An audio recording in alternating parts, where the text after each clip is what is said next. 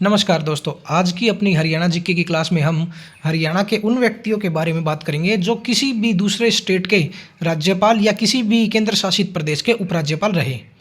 तो उनमें सबसे पहला जो नाम है वो चंद्रावती शोराण जी का आता है, जिनका जन्म 3 सितंबर 1928 को चरखी दादरी के डालावास गांव में हुआ था। इनके बारे में बात करें तो इनके नाम इतनी उपलब्धियां हैं कि हमारे पेपर की दृष्टि से ये हरियाणा के सबसे इम्पोर्टेंट नामों में से एक नाम है। चंद्रावती जी की बात करें तो ये हरियाणा क्षेत्र की प्रथम महिला विधायक थी। जो क्षेत्र हरियाणा में आया उस क्षेत्र से विधायक बनने वाली ये प्रथम महिला थी, जो 1954 में बाढ़डा विधानसभा क्षेत्र से जो संयुक्त पंजाब के जो चुनाव हुए थे उनमें ये विधायक बनी थी। दूसरी बात करें इनके बारे में तो ये हरियाणा से प्रथम महिला लोकसभा सांसद भी बनी, जो 1977 के लोकसभा चुनाव में भिवानी लोकसभा सीट से चौधरी बंसीलाल को हराकर ये लोकसभा सांसद बनी थी। और इनके बारे में बात करें तो ये पुदुचेरी की उपराज्यपाल भी 1990 में बनी। और ये हरियाणा की प्रथम महिला हैं जो किसी भी राज्य की राज्यपाल या किसी केंद्र शासित प्रदेश की उपराज्यपाल बनी। ये हरियाणा की प्रथम महिला नेता प्रतिपक्ष भी रही हैं, जो 1982 से 1985 तक रही। और ये पंजाब और हरियाणा हाई कोर्ट की प्रथम महिला वकील कहलाने का गौरव भी इन्हीं के नाम है। तो ये पंजाब एवं हरियाणा हाई कोर्ट की प्रथम महिला वकील भी रही हैं। ये हरियाणा से पहली महिला मंत्री भी रही, जो 1964 से 1966 तक संयुक्त पंजाब में मंत्री के पद पर इन्होंने कार्य किया है। तो ये जो मोस्टली जो बातें थी ये हमारे पेपर के लिए काफ़ी इंपॉर्टेंट बातें हैं, और इनके बारे में अन्य भी बहुत सी चीज़ें जानने लायक है, लेकिन अभी फ़िलहाल हमारा फोकस सिर्फ पेपर से रिलेटेड बातों पर ही है। तो दूसरे व्यक्ति की बात करें तो पंडित भगवत दयाल शर्मा, जो हरियाणा के प्रथम मुख्यमंत्री थे, जिनके बारे में डिटेल से हम इनके मुख्यमंत्री के बारे में जिस वीडियो में हमने किया था उसमें हम इनके बारे में डिटेल से सब कुछ पढ़ चुके हैं। तो इस वीडियो में हम इनके राज्यपाल के कार्यकाल की ही बात करेंगे। ये 1977 में उड़ीसा के राज्यपाल नियुक्त किए गए और 1980 में इनको मध्य प्रदेश का राज्यपाल नियुक्त किया गया। तो ये हरियाणा के प्रथम मुख्यमंत्री थे और 2 राज्यों में राज्यपाल के पद पर ये कार्य कर चुके हैं। और पेपर के लिहाज से देखें तो ये हरियाणा राज्य के एकमात्र मुख्यमंत्री हैं जिन्होंने किसी भी राज्य में राज्यपाल के रूप में कार्य भी किया है। इनके अलावा हरियाणा के किसी भी मुख्यमंत्री ने किसी राज्य के राज्यपाल के रूप में कार्य नहीं किया है। तीसरे व्यक्ति की बात करें तो सुल्तान सिंह गहलोत, जिनका जन्म 19 सितंबर 1923 को खरखोदा सोनीपत के निजामपुर माजरा गांव में हुआ था। ये 1989-90 में त्रिपुरा राज्य के राज्यपाल रहे।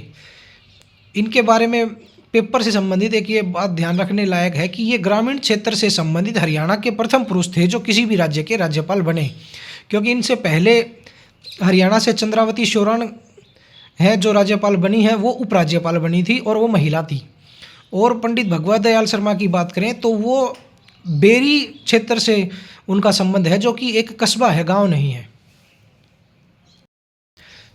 चौथे व्यक्ति की बात करें तो स्वरूप सिंह, जिनको स्वरूप सिंह भी कहा जाता है, क्योंकि हरियाणा की लैंग्वेज इसी प्रकार की है कि हम मोस्टली स्वरूप नाम के व्यक्ति को स्वरूप से ही बोल देते हैं। तो स्वरूप सिंह, जिनका जन्म 9 जनवरी 1917 को सांघी गांव रोहतक में हुआ था, ये हमारे हरियाणा राज्य से संबंधित वो व्यक्ति हैं जो 1990 में केरल के राज्यपाल रहे थे और 90 से 95 तक गुजरात के राज्यपाल भी रहे।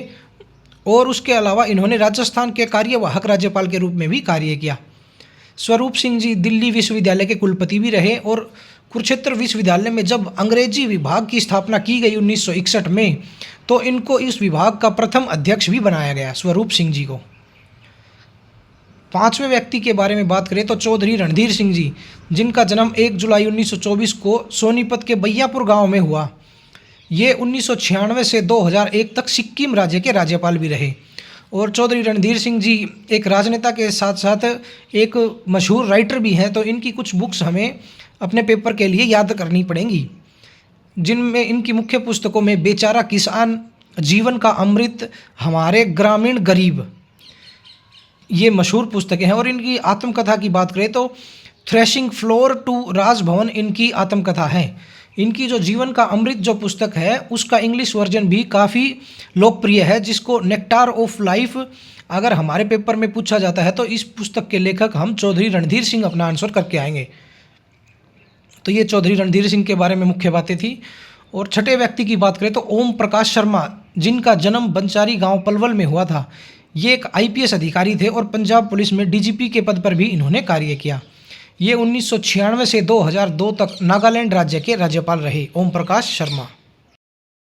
सातवें एमिनेंट पर्सन की बात करें तो प्रोफेसर गणेशी लाल जी, जिनका जन्म 1 मार्च 1941 को हरियाणा के सिरसा में हुआ। ये 2018 से 2023 तक उड़ीसा के राज्यपाल रहे। प्रोफेसर गणेशी लाल जी सिरसा से विधायक भी रहे हैं 1996 से 2000 तक। गणेशी लाल जी की मशहूर पुस्तक की बात करें तो इन्होंने भगवद गीता पर एक पुस्तक लिखी है जिसका नाम नॉन अटैच्ड अटैचमेंट है, जो कि हमारे पेपर की दृष्टि से काफ़ी इम्पोर्टेंट पुस्तक है।